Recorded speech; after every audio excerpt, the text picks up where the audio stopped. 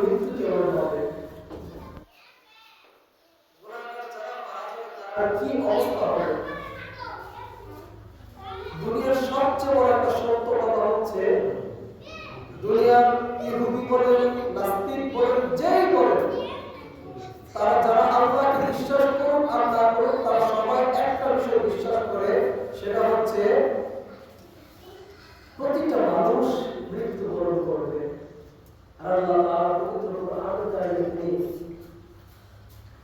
সূরা আল-কাবুতে বলে দিয়েছে, কুল্লু নাফসিন যায়িকাতুল মাউত, অর্থাৎ প্রত্যেক প্রাণীকে মৃত্যুর স্বাদ গ্রহণ করতে হবে। আর কথা হচ্ছে প্রত্যেক প্রাণীকে মৃত্যুর স্বাদ গ্রহণ করতে হবে। এখন আমরা যদি এই মৃত্যু থেকে পালিয়ে বেড়াই, তাহলে আমরা মৃত্যু থেকে বাঁচতে পারবো? হযরত সুলাইমান আলাইহিস সালাম একজন নবী ছিলেন। ওই সুলাইমান আলাইহিস সালামের নবী, তিনি একদিন দেখলেন যে অনেক একজন মানুষের স্বরূপে, কিন্তু চোখগুলো অনেক বড় বড়, দেখতে অনেকটা ভয়ঙ্কর। এখন ওই নবী সুলাইমান আলাইহিস সালামের সাথে কথা বলতেছে, আর চোখটা বারবার ওই লোকটার দিকে যাচ্ছে। তো কিছুক্ষণ পর ওই লোকটা চলে গেল। তখন সুলাইমান আলাইহিস সালামের নবী সুলাইমান আলাইহিস সালামকে জিজ্ঞাসা করলো, ও আল্লাহর নবী, আপনি যে যার সাথে কথা বললেন তিনি কি? সুলাইমান আলাইহিস সালাম তিনি বলেছে যে তিনি হচ্ছে মালাকুল মউত, অর্থাৎ মৃত্যুর ফেরেশতা। এখন বুঝিয়ে জানতো যে মালাকুল মউতকে একমাত্র তারাই দেখতে পারে যারা মৃত্যুর সময় হয়ে যায়। আল্লাহর নবী রাসূলগণ ছাড়া যদি অন্য কেউ মালাকুল মউতকে দেখে, তার মানে বুঝে নিতে হবে তার মৃত্যুর সময় এসে গেছে। এখন বুঝিয়ে কি করলো, মালাকুল মউতকে দেখার পর বুঝিয়ে তার নবী সুলাইমান আলাইহিস সালামকে জিজ্ঞাসা করলো, ও আল্লাহর নবী, আমি তো আপনার সারাটা বছর সারাটা জীবন আপনার খেদমত করলাম, সারাটা জীবন আপনার সেবা করলাম, এখন আমি আপনার কাছে একটা জিনিস চাইবো, আপনি আমাকে দিবেন? তখন সুলাইমান আলাইহিস সালাম কি বলল যে উজির তো কখনো আমার কাছে কিছু চাই না, যেহেতু আজকে কিছু চাইছে তো উজিরকে না করে দিল। তখন সুলাইমান বলল, আচ্ছা তুমি কি চাও বলো। সুলাইমান আলাইহিস সালাম বলল যে আল্লাহর বন্ধু, আপনি তো পশু পাখিকে আপনার কথা শুনাইতে পারেন, আপনি তো বাতাসকেও আপনার কথা শুনাইতে পারেন, বাতাসকে যদি আপনি কোনো হুকুম করেন ওই বাতাস আপনার হুকুম পালন করে। তা আমি আপনাকে বলছি যে আপনি আপনার বাতাসকে একটা অনুমতি দেন যে আমাকে ভারতের গভীর এক জঙ্গলে যেন আমাকে ছেড়ে দিয়ে আসে। তখন সুলাইমান আলাইহিস সালাম চিন্তায় পড়ে গেলেন যে উজির এই কথা কেন বলবো যে আমার থেকে সে কেন ভারতের এত দূরে জঙ্গলে যেতে চাইছে। এখন উজির যেহেতু আবদার করছে, উজির যেহেতু কখনো আবদার করে না, জীবনের প্রথম একটা আবদার করছে, আবদার করে ফেরানো যায় না। উজিরের কথা মতো তোমার বাইকটা থামাও। তখন উজিরের বাইকটাকে উজির কি করলো, উজিরের কথা মতো সুলাইমান আলাইহিস সালাম তিনি বাতাসকে হুকুম দিলেন, হে বাতাস তুমি কি করো, আমার উজিরকে উড়িয়ে নিয়ে তুমি ভারতের একটা জঙ্গলে, গভীর জঙ্গলে তুমি ছেড়ে দিয়ে আসো। যখন ওই উজির তিনি ওই বাতাসের সঙ্গে উঠতে উঠতে তিনি ভারতের ওই গভীর জঙ্গলে চলে যায়। ভারতের গভীর জঙ্গলে যাওয়ার পর উজির যখন ওই বাতাসের মাধ্যম দিয়ে ওই জঙ্গলে অবতরণ করলো, যখন জঙ্গলে নামার সাথে সাথে দেখে মালাকুল মউত তার সামনে এসে হাজির হয়ে যায়। উজির সে চিন্তায় পড়ে গেল, ও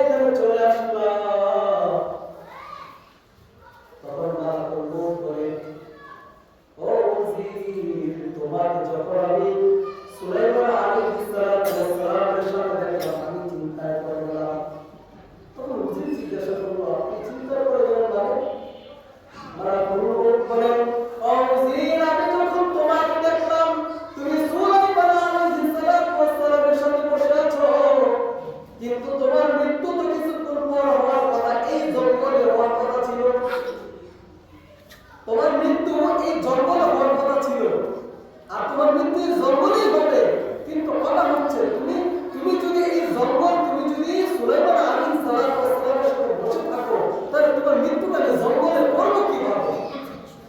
কথাটা বুঝেন যে সুলাইমান আলাইহিস সালামের সাথে তার উজির বসে আছে, এখন তার মৃত্যু লেখা আছে, মৃত্যু সময় স্থান নির্ধারিত করা থাকে যে এই জায়গা, এই সময়ে, এই জায়গায় তার জান কবজ করা হবে। এখন মালাকুল মউত বলছে, আমি তো চিন্তায় পড়ে গেলাম, আমার আল্লাহ তাআলা তার হায়াত লিখে রেখেছে, তার মৃত্যু লিখে রেখেছে ওই জঙ্গলের মাঝে, ওই ভারতের জঙ্গলের মাঝে। এখন তো সে রাজ সিংহাসনের পাশে, কিন্তু আল্লাহর কি মুজিজা, আমি যখন আল্লাহ তাআলার হুকুম ফলো করলাম, যেখানেই হোক আমি আল্লাহর উপরে বিশ্বাস করে এই জঙ্গলে যখন আসলাম, তখনই দেখি তুমি এই জঙ্গলে উপস্থিত হয়ে গেলা। তখন উজির চিন্তা করলো, আল্লাহ, আমি যে মৃত্যুর থেকে বাঁচার জন্য, যে মরণ থেকে বাঁচার জন্য আমি ওই সিংহাসন ছেড়ে জঙ্গলে আসলাম, তারপর আমি মৃত্যু থেকে বাঁচতে পারলাম না। এই আয়াতে, এই বর্ণনা আল্লাহ তাআলা তিনি সূরা আহজাবের 16 নম্বর আয়াতে তিনি বলেন, কুল লা ইয়ানফাকুমুল ফিরার ইন ফারাতুম মিনাল মাউত। হে ইমানদারগণ, ও নবী, কুল লা ইয়ানফাকুমুল ফিরার, ও নবী আপনি আপনার উম্মতদেরকে বলেন, ও নবী আপনি তাদেরকে বলেন, ফাকুমুল ফিরার ইন ফারাতুম মিনাল মাউত, আপনারা যদি মরণ থেকে বাঁচতে চান, আপনারা যদি মরণ থেকে পলায়ন করতে চান, যতটুকু আপনারা দৌড়ান, যত কোণায় যান না কেন, পৃথিবীর যে কোনো জায়গায় যান না কেন, পৃথিবী ছেড়ে যদি আপনি আসমানে চলে যান, পৃথিবী ছেড়ে যদি আপনি যদি অন্য গ্রহ চলে যান, সেইখানে যাওয়ার সাথে সাথে মালাকুল মউত সেখানে পৌঁছতে পারে। আল্লাহু আকবার, আল্লাহু আকবার।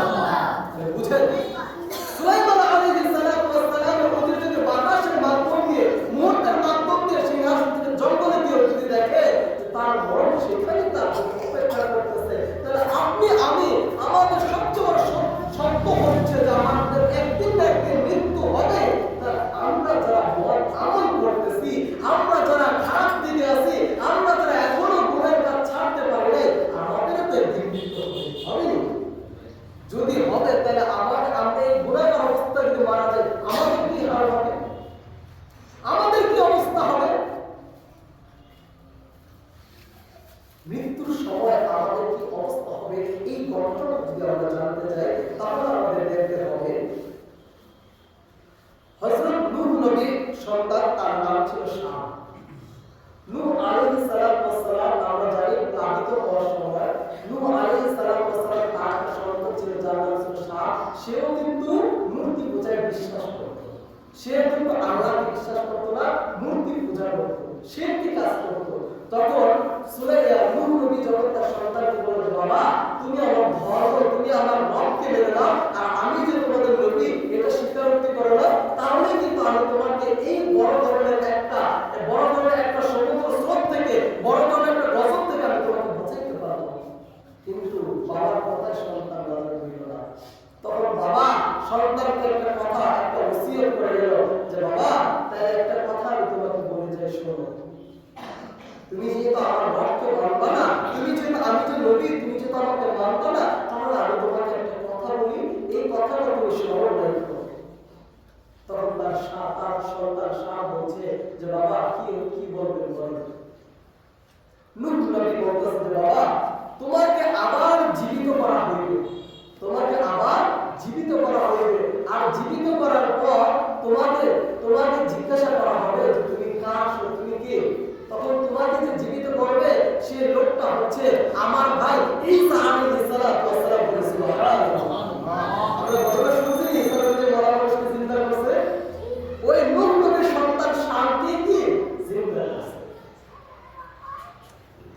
তখন ঈসা আলাইহিস সালাম তার যারা উম্মতেরা তাকে মানতে নারাজ যে তুমি যে আল্লাহর নবী, আমরা এটা বিশ্বাস করি না। তখন ঈসা আলাইহিস সালাম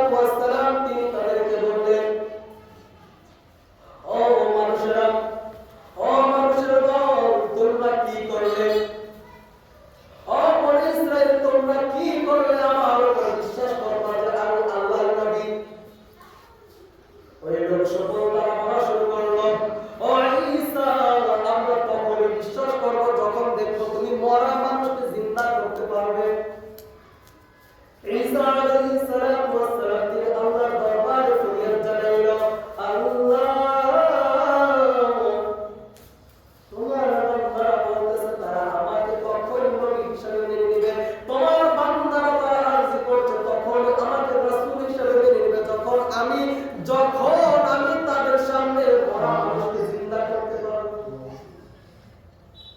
আবার আল্লাহ তাআলা তিনি ঈসা আলাইহিস সালামকে বলে, ও ঈসা, তুমি কোনো চিন্তা করো না, তুমি কোনো চিন্তা করো না, তুমি যে কোনো কবরের সামনে গিয়ে আমার নাম নিয়ে তুমি শুধু বলো না কুল বিইল্লাহ, অর্থাৎ আল্লাহর নামে জীবিত হয়ে যাও। তুমি এই কথা বলা দেরি হবে, ওই মৃত বান্দা দাঁড়াইতে দেরি হবে না। সুবহানাল্লাহ। আমার আল্লাহ তাআলা যে সূরাতুল মাইদাতে বলে দিয়েছেন, সূরাতুল মাইদা 110 নম্বর আয়াতে বলেছেন, ওয়া ইন তুখরিজুল মাউত বিইذনি, অর্থাৎ হে নবী, আপনি যখন মরা মানুষকে বলেছিলেন জিন্দা করার জন্য, তখন কিন্তু আমি মরা মানুষকে জিন্দা করে দিয়েছিলাম। আল্লাহু আকবার।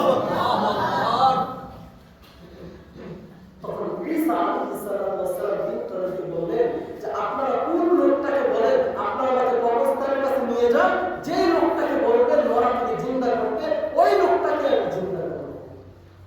ঈসা আলাইহিস সালামকে ওই কাফের দল তারা করলো ওই এলাকার সবচেয়ে বড় সবচেয়ে পুরনো যে কবরটা, ওই কবরের সামনে নিয়ে দাঁড় করাইলো। ওই কবরের সামনে দাঁড় করা বলতেছে, হে ঈসা, এইখানে সবচেয়ে পুরনো কবর, এই কবর থেকে যে কোনো একজনকে তুমি কি করো, দাঁড় করাইলে। তখন ঈসা আলাইহিস সালাম তিনি কি করলেন, এই আঙ্গুলটা দিয়ে এই শাহাদাত আঙ্গুল দিয়ে কি করলো, ইশারা করে বলল কুম বিইذনিল্লাহ, বলতে দেরি হইল, আর ওই বান্দা দাঁড়িয়ে বলে সালামুন আলাইকা ইয়া নূহ, পরে আল্লাহু আকবার। আরে বলতেছে আল্লাহর বান্দা নূহ, আমি আপনাকে সালাম জানাইতেছি। তো নূহ আলাইহিস সালাম তখন ওই নূহ আলাইহিস সালামের সন্তান তিনি যখন শুনলেন, সে যখন দাঁড়ায় যখন বলে সালামু আলাইকা ইয়া ঈসা, অর্থাৎ হে ঈসা আপনাকে সালাম, তখন তিনি অবাক হয়ে গেলেন। তিনি তাকে জিজ্ঞাসা করলেন যে আমি কি ঈসা, আপনি জানেন? তখন ওই নূহ আলাইহিস সালামের সন্তান শাম তিনি বলতেছে যে চাচা বলতেছে, বয়স কিন্তু তার বড়, কিন্তু নবী ভাই, তিনি তো বলে গেছেন যে আমার একজন ভাই ঈসা, তিনি তোমাকে ইয়া করবেন। তো তখন শাম বলতেছে যে চাচা, আপনি যে আমাকে জিন্দা করবেন, আপনি যে আমাকে জীবিত করবেন, এই কথা আমার বাবা আমাকে মারা যাওয়ার আগেই বলে দিয়েছে। তখন তিনি বলতেছে, তুমি যে নূহ আলাইহিস সালামের সন্তান, এটা তো আমার বিশ্বাস হয় না। কেননা আমি শুনেছি, আমি কিতাবে পড়েছি যে নূহ নবীর সময় নাকি তাদের দাড়িটা কখনো পাকতো না। তোমার দাড়ি পাকে কেন? তোমার দাড়ি পেকে গেল কেন? তখন নূহ আলাইহিস সালামের সন্তান শাম বলছে, ওগো চাচা, ওগো আল্লাহর বন্ধু, আমি যখন আমার বাবাকে প্রত্যাখ্যান করে দিলাম, আমি যখন আমার বাবার দাওয়াতকে আমি ফিরিয়ে দিলাম, আল্লাহ তাআলার ওই দাওয়াত কালিমাকে যখন আমি ফিরিয়ে দিলাম, তখন আমার মরণের সময় দিল, আমার সামনে যখন মালাকুল মউত আসলো, ওই মালাকুল মউত এসে যখন আমার খাওয়াটা দিল, ওই মালাকুল মউতের চেহারা দেখে, ওই মালাকুল মউতের সূরত দেখে, মালাকুল মউতের ওই চেহারার ফেসটা দেখে আমি এত ভয় পেয়ে গিয়েছিলাম, আমার শরীর ঘামতে ঘামতে আমার শরীরের সমস্ত পশম, সমস্ত অঙ্গ প্রত্যঙ্গের যত পশম ছিল সব কিছু পেটে দিয়েছে।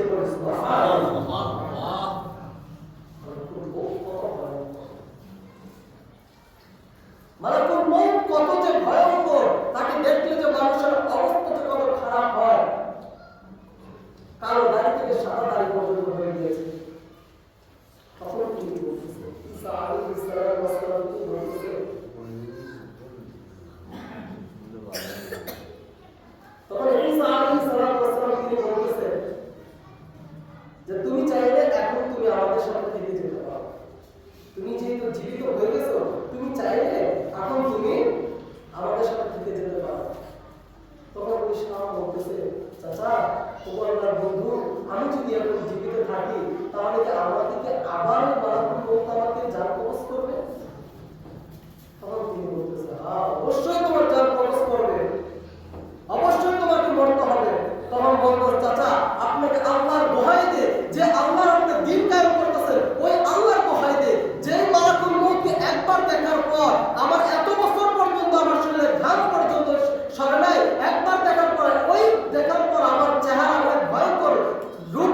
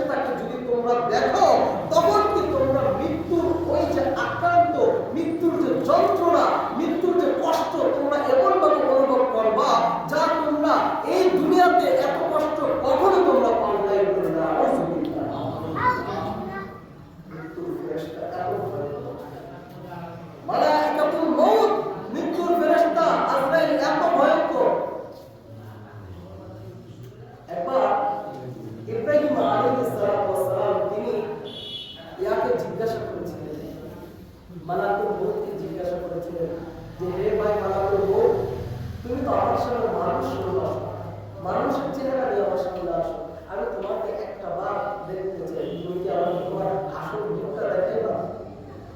তখন মালাকুল মউত বলে, ও আল্লাহর বন্ধু, আমি চাই না আপনাকে কোনো কষ্ট দিতে, ও আল্লাহর বন্ধু, আমি চাই না আপনার এই সুন্দর জীবনটাকে আমি ভয়ঙ্কর পরিণত করতে, এই কারণে আপনি যেভাবে আছেন আমি যেভাবে আছি এভাবেই থাকি। কিন্তু আল্লাহর বান্দা রাসূল বান্দা তিনি বলতেছে না, আমি তোমাকে দেখতে চাই, কারণ আমার উম্মত তারাও তো তোমার কথা জানতে হবে, আমি তোমাকে দেখতে চাই। তখন মালাকুল মউত তিনি বলতেছে, ও আল্লাহর বন্ধু, আপনি যদি আল্লাহর বন্ধু, আপনার কথা আমি ফেলে দিতে পারবো না, তাহলে কাজ করে আপনি ফিরে দাঁড়ান, আপনি ঘুরে দাঁড়ান, আমি যতক্ষণ পর্যন্ত আপনাকে না বলবো, যতক্ষণ পর্যন্ত আপনাকে আপনাকে ফিরতে না বলবো, আমার দিকে তাকাতে না বলবো, ততক্ষণ পর্যন্ত আপনি ফিরে দাঁড়াবেন।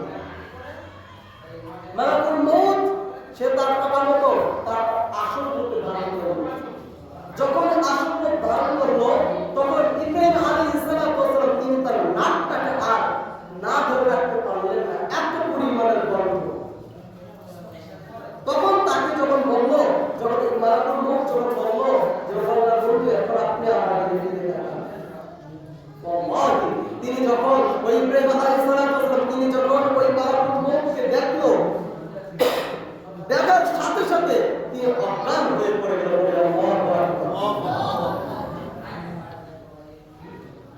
ইব্রাহিম আলাইহিস সালাম তার হুঁশ আসলো, তখন তিনি বলল, আমি কি দেখলাম?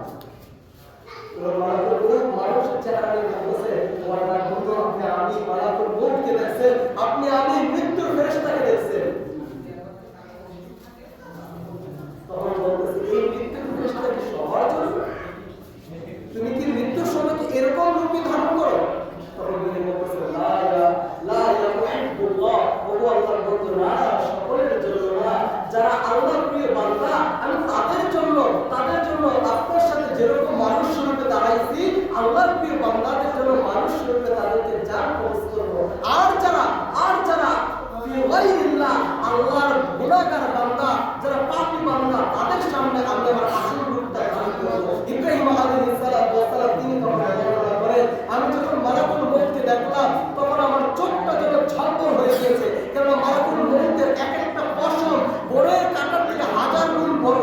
মালাকুল মউতের চেহারাটা ওই আসমানের দিকে ঝুলে আছে, এত বড় ভয়ঙ্কর তার চেহারা। তার শরীর থেকে এমন গন্ধ বের হওয়া শুরু করলো, যে গন্ধ এই দুনিয়ার ভিতরে আর কোনো গন্ধই হতে পারে না। রাসূলুল্লাহ সাল্লাল্লাহু আলাইহি ওয়াসাল্লাম তিনি আমাদেরকে ইবনে মাজাহ 4262 নম্বর হাদিসে তিনি বলেন যে ব্যক্তি মৃত্যুর সময়, যে ব্যক্তি মরণের সময় একবার আকুল লা ইলাহা ইল্লাল্লাহ মুহাম্মাদুর রাসূলুল্লাহ সাল্লাল্লাহু আলাইহি ওয়াসাল্লাম দাখালাল জান্নাহ, যে ব্যক্তি মরণের সময় লা ইলাহা ইল্লাল্লাহ পাঠ করতে পারবে সে জান্নাতে প্রবেশ করবে।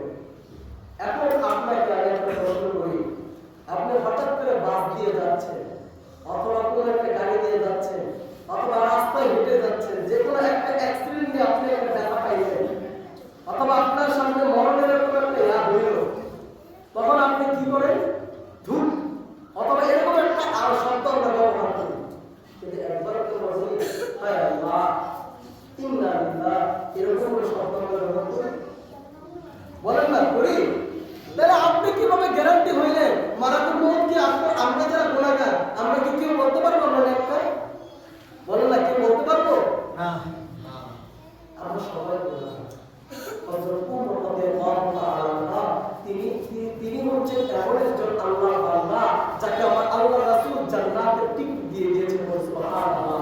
ওই উমর রাদিয়াল্লাহু তাআলা তিনি মরণের সময়, তার যখন মরণের সময় হয়ে যায়, তার পেটের মাঝে ফজরের নামাজের সময় লুহলুর একজন সন্তান লুহলু, আবু লুহলু, তিনি কি করলো? উমর রাদিয়াল্লাহু তাআলা পেটের মাঝে খঞ্জর ঢুকিয়ে দিল। তিনি ওই নামাজ অবস্থায় তিনি অজ্ঞান হয়ে গেলেন, পেটের মাঝে কাপড় বাঁধলো। যখন তার হুঁশ আসলো, দেখলো তার সন্তানের কোলের মাঝে তার মাথা, তখন কি করলো? তিনি ওই মাথাটা সেখান থেকে সরিয়ে তিনি কি করলো? মাটির মাঝে মাথাটা রাখলো, গালটা মাটির মাঝে রেখে মাথাটা বারবার করে মাটির কপালটা বারবার মাথায় শুধু ঘষাচ্ছে আর বলছে ওয়াইলুল লাকা ইয়া ওমর, ওয়াইলুল লাকা ইয়া ওমর, ওয়াইলুল লাকা ইয়া ওমর, ইল্লাম ইয়াগফিরুল লাকা, ইল্লাম ইয়াগফিরু লাকা রব্বুক। অর্থাৎ হে ওমর, তোমার রব যদি তোমাকে ক্ষমা না করে তাহলে তুমি কঠিন শাস্তির উপনীত হইবে।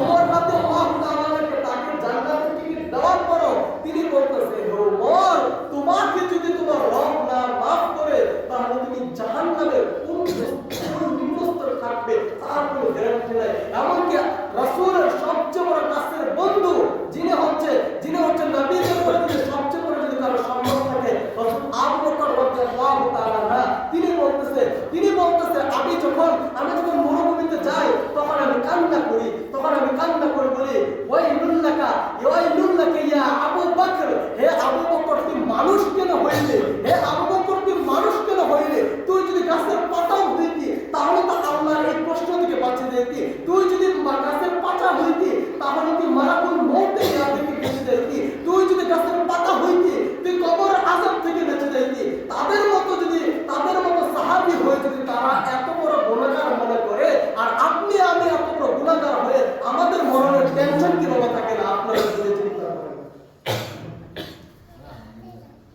বুঝেন যে আপনার আমার আপনি আমি যে মরণের সময় কালিমা পড়তে পারবো এই গ্যারান্টিটা কোথায়? আপনার আমার যখন মারাকুল আপনার অবসানে আসবে তখন ওই বিশাল রূপ ধারণ করবে আর আপনার আমার জন্য কিছু ফেরেশতা আসবে। ফেরেশতারা তারা কি করবে? চট সাজে চট নিয়ে আসবে। ওই চটের মাঝে জাহান্নামের যুক্ত হয়ে থাকবে। আপনার রূপটা বের করে ওই চটের মাঝে আর করবে। তারপর হচ্ছে জাহান্নামের যে পুষ, যাদেরকে পুষ দিয়ে এখন ওই পুষ কি করবে? ওই পুষ দিয়ে আপনাকে গোসল করে আসমানের দিকে যেতে থাকবে, কিন্তু আসমান আপনাকে ঢুকতে দেওয়া হবে না। আল্লাহ তাআলা বলবে ইয়াফিল্লাহু বিল কবরি, তার রক্তে এই গাফেল লোকটা কি করো? তাকে কবরে শাহিদ করে দাও, তাকে রূহটাকে আসমানে তুলে দাও। তখন কি করবে? আপনার এই শরীরটাকে আপনার রূহটাকে করবে আপনার শরীরে দিয়ে দিবে। আপনার শরীরে দেওয়ার পর আপনার পরিবার সমূহ আপনাকে কি করবে? ইয়ামিসুহু ফিল ইসম, অর্থাৎ সর্বপ্রথম আপনার নামটা চলে যাবে। আপনার নাম কি? যেমন আমার নাম কি? বীর মোহাম্মদ, আমার নামটা চলে যাবে। আমি মরার পর কি বলবে? বীর মোহাম্মদ। আমি মারা যাওয়ার পরে কি বলবে? যে এখানে বীর মোহাম্মদ শুয়ে আছে নাকি এখানে লাশ শুয়ে আছে? লাশ পড়ে আছে, আমার নাম চলে যাবে। তারপরে কি হবে? ইউহারিদুহুম মিনাল মালি মাসিনিহি, এরপর আমার শরীর থেকে আমার কাপড় খুলে দিবে। যে কাপড় আমার টাকায় পরিধান করা ওই কাপড়টা কি করবে? আমার শরীর থেকে খুলে নেবে। আর যাদের জন্য এত মায়া, এত দরদ, এত আত্মীয়, এত স্বজন, এত সন্তান, তারা দেখেন আপনার কি করতেছে? লিবাসিহি, আপনার শরীর থেকে কি করবে? তারা আপনার জামাটা খুলে নেবে। তারপরে কি বলতেছে? তারপর আপনাকে গোসল করাইয়া আপনাকে কাফন পরাইবে। কাফন করার পরে আপনাকে কি করবে? আপনার ঘর থেকে বের করবে। এই লাশটা ঘরে রাখবা, এই লাশটা তোর ঘরে রাখবা।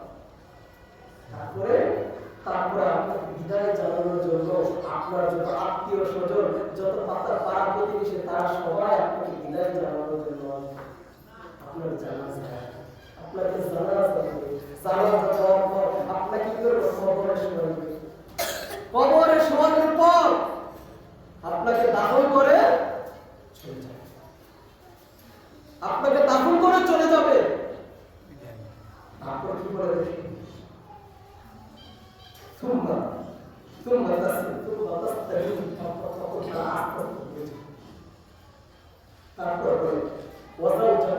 দুনিয়ার মধ্যে সবচেয়ে কাছের লোককে আপনার স্ত্রী, তারপরে কে? আপনার সন্তান, আপনার মা বাবা, আপনার প্রতিবেশী, তারা কি করবে?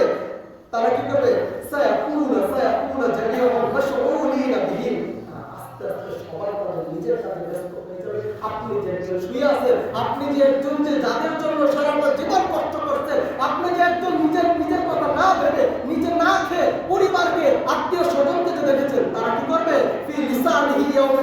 তারা কি করবে? আপনাকে ভুলে গিয়ে তারা নিজেদেরকে ব্যস্ত হয়ে যাবে। ঠিক না? ঠিক না? প্রমাণ দিন, প্রমাণ দিন। আপনার দাদার কবর আপনি কয়দিন গেছেন? আপনার দাদার কবর, আপনার দাদার দাদার কবর কয়দিন গেছেন? আপনার বাবার কবর আপনি কয়দিন গেছেন? আপনি কি মনে করতেছেন আপনি মারা যাওয়ার পর আপনার সন্তান আপনাকে দেখতে সম্ভব না? এখানে রাসূলুল্লাহ বলেছে, হে আমার উম্মতরা, তোমরা নিজেকে শুধরে নিয়ে আসো, তোমরা নিজেকে শুধরে নিয়ে আসো। এমনকি কবরে বলছে, আনা ফি কবরি, আমি কবর, আনা ফি কবরি, আনা ফি কবরি, আমি কবর, আনতা আনতা সদিকুন, আমার বন্ধুকে, আনতা সদিকুন, আমার বন্ধু তিনিই হবে যার কি ফি আমালি, ফি সাদাকি, ফি মুহাম্মাদি, ফি আবদিল্লাহি, যার ভিতরে আমল থাকবে, যার ভিতরে দান সদকা থাকবে, যার ভিতরে রাসূলুল্লাহর মুহাব্বত থাকবে, যার ভিতরে আল্লাহর মুহাব্বত থাকবে, সেই কি আমার বন্ধু। এছাড়া ফি লা দাখলিহি, এছাড়া কেউ আমার ভিতরে এসো না। লা দাখলিহি অর্থাৎ কি আমার ভিতরে দাখিল, অর্থাৎ কি আমার ভিতরে এসো না। যদি এসো ইত্তাকাহিনা ফি কবরি, আমি তোমাদেরকে এমন ভাবে আযাবে পরিণত করব যা তুমি কখনো কল্পনা করতে পারবে না।